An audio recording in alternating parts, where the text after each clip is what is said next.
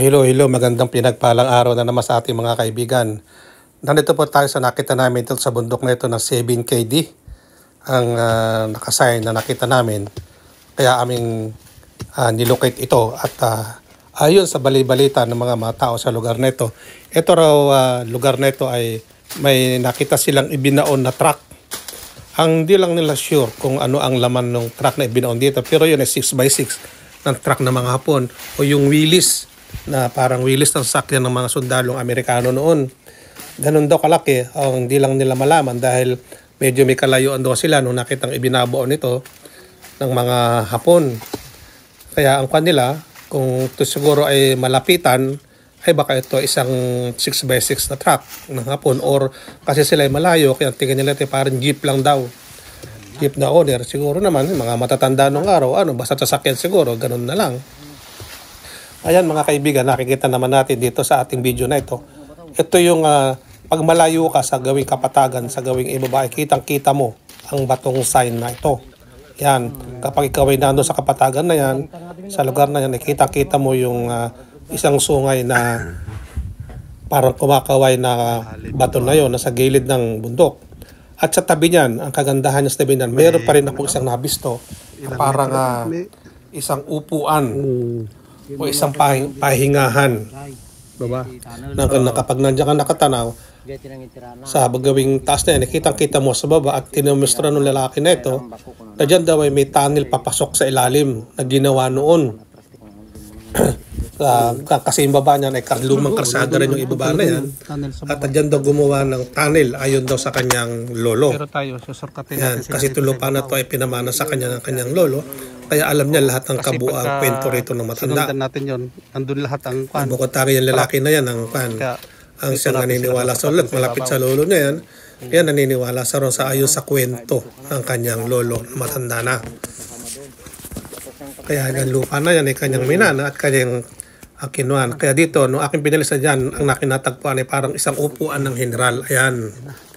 Pag diyan ka sumandal, ang kagandahan niyan ay yan ka nakatungtong, nakaupo sa paa niyan yan at yan ang tungtungan ng paa naman hanggang nakatanaw ka dito sa gitna ng kabukiran na yan at doon sa baba na yon ay nandun daw ang bunganga ng tunnel. Kaya tama-tama lang, nung nilocate ko sa itong lugar na to, ayon sa isang ating video ay nasa 15 hanggang 20 metro ang lalim ng item. Tama-tama, nung ikwento nga niya yan, tama ang locate natin, hindi tayo nagkamali na nasa ganong lalim ang tunnel na yan. Dahil itong lugar na kinalulagyan namin ay napakataas na ito. At kita mo naman yung ibang kabahayan na ro sa ibang baryo na yun. Kitang-kita na dahil itong pinakamataas na bundok sa lugar na ito. Kumbaga, pag nandun ka sa gawing dagat na ito at pag na-telescope mo ito, napagandang lugar para ng bundok na ito. Tore-tore. Kumbaga, matulis. Kaya magandang spot din ng Hapon. Kumbaga, nasa dagat ka o iikot ang barko ng dagat, kung ayaw man nandun mo sa mapa nila, ay madaling matandaan itong lugar nung na ito. Itong bundok na ito, dahil isa sa matulis ito. Ang kanyan, yung upuan ng general na yan. At kaganda sa upuan ng general na ito, meron din ako isang nabisto rito na para sa may takip. Parang may butas at may takip siya na gusto kong malaman ano, pero hindi ko sa binulat-lat pang mabuti dahil wala naman tayong gamit. Kung hindi lang itong matanda na ito na maiiwan dito pag umalis tayo pag umuwi. Kaya hindi ko masyadong binulat-lat ito at baka kung ano ang gawin, baka buksan kung ano ang mangyari. Kung hindi masasabog ay napakaswerte niya. Kaya lang inaalala natin, baka mapahamak o masaktan ay kawawa naman ng isang namumuhay na napakatahimik. Ayan, ito ang sandalan ng ating upuan na nakita. Kaya lang dito ay pinahanap pampilit ko may ibang sign pump. May ibang sign pa uling matatagpuan. Ayan, napakaganda at napakaganda.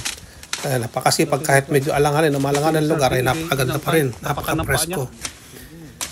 Yan sa tinuturan, dyan sa nakupo at doon ang kanyang paa hanggang dyan sa naman nakasandal sa may paa ng lalaki na yan. At yung tinatabas ng lalaki doon ay yun na isang palatandaan sa malayo na para ba siyang kakabitan ng plug pull. Hindi ko lang kasi nakita o yung suksukan ng tubo ng kanilang tubo or kawayan siguro na paglalaga nila ng katawan. Meron daw yan, sabi noon, ayon sa kwento. At saka doon sa may gawing baba na yun ay merong maliit na pulse, ilog, karayan, kung sabihin nila, may maliit doon, na pinagkukunan din naman nila ng konti nilang kapirahan na pinagmiminahan nila noon, na paning, nakakakuha naman sila ng konti-konti na panggastos-gastos noong araw. Hanggang ngayon daw, pagka umagos o maganda ang panahon, may tubig, ay napagpapaningan daw nila yun. Kaya lang siyempre, pagka ganito, walang ulan, walang tubig, kaya hindi sila nakapagpapaning doon. Pero yung mga isang gramo daw, kalahating gramo, ay nakakakuha naman sila na panggastos sa araw-araw o pandagdag na panggastos sa kanilang bukid pag panahon na ng sahan. Yung iba naman. At ito ay ibinigay sa ating site ito. Balik tayo dito sa site natin. At itong site na ito ay ibinigay sa atin. Tayo ang hahanap, tayo ang maglulocate, tayo ang bubutas. Kaya lang sa ngayon ay pilit nating hinahanap, pahahanap ko munang mabuti kung alin na mas madali. Kung susundan natin yung tunnel sa baba, kasi kung susundan natin yung tunnel sa baba, madaling matagpuan yung bunganga nun. Ang naging problema lang, pag doon tayo magdadaan, baka doon ay may trap. Kaya ayon ko dito, total ni 15 metros lang naman, kayang-kayang habulin niya ng bako. Dito sandalan ko pala, ito na yung butas, yung parang takip, sandalan ng upuan na ito. Dalawa yan, parang may takip siya. Nandito yung takip. Sa gabi sinda, ayan yung isa. Uy, dati tikalob. Hindi ko lang muna tinuklab, baka may dahil wala yung gamit ko na pagtingin, kung meron siyang sasabog sa loob o meron tayong gamit na ang nadidetect niya ay pulbura. Ayan. Meron siyang bala na pulbura, kaya hindi ko lang sa dala, kaya hindi natin siya nadetect kung may sasabog ba o ano.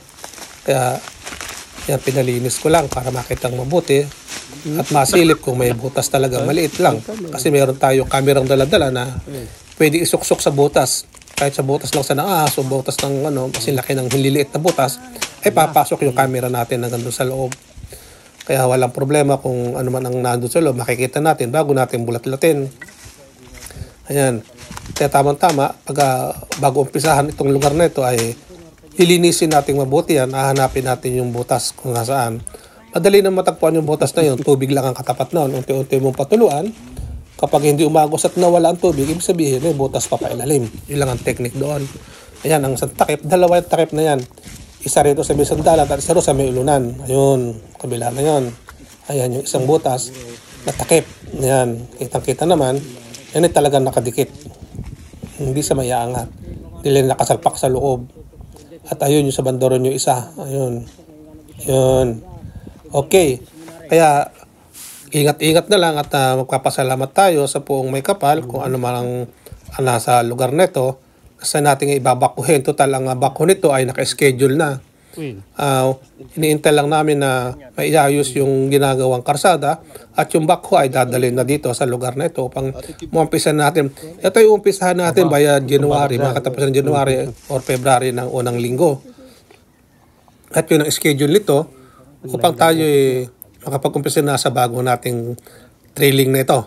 Napakaganda at napakasaya at ako'y lubos-lubos na nagpapasalamat sa ating Poong May Kapal at tayo binigyan ng ganitong site na pagkakataon natin upang tayo siguro makahit naman ng malaki.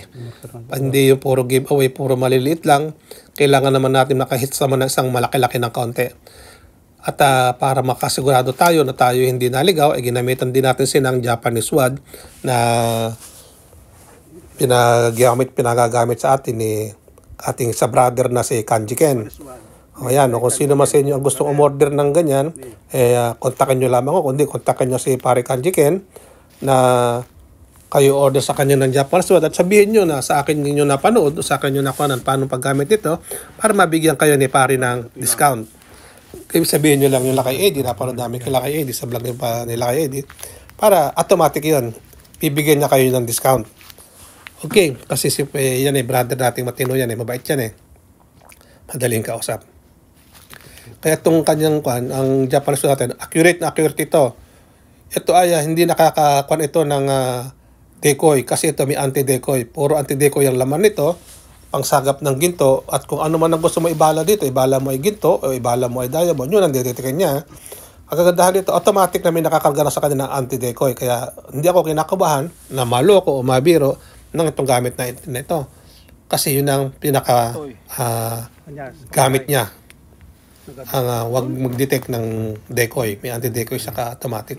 Kaya maraming salamat po kung sino man po ang nakakapanood to. Ang subscribe po natin, ang notification bell po natin ay pakipindot na lang po upang matulungan nyo naman ako sa ating video na ito.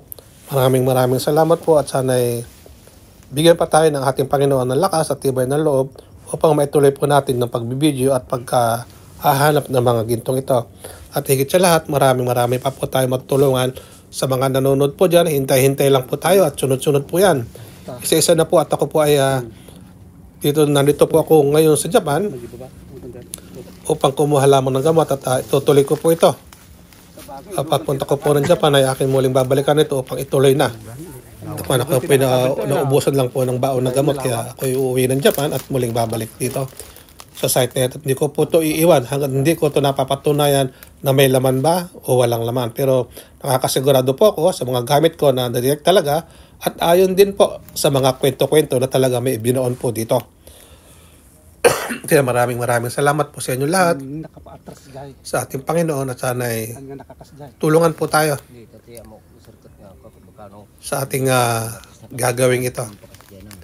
At yung mga taga rito, sa kung alam nyo to, lalo na yung si Family Supsupin, sa tot po sa inyo, mga pamilya Supsupin ng Pangasinan. Napakababaitin nyo sa akin. Maraming salamat po. At tutulungan ko po kayo kung paanong pagtulong nyo sa akin ay higit ko pong pagtulong sa inyo upang para-para po tayo umulad sa ating buhay. Maraming salamat po sa inyo lahat. Mahukay natin to kasi nakabound dito. At sana ay Hindi natin alam kung may pagpalain po tayo. na bomba. Yun ang kalaman natin. Okay, thank you.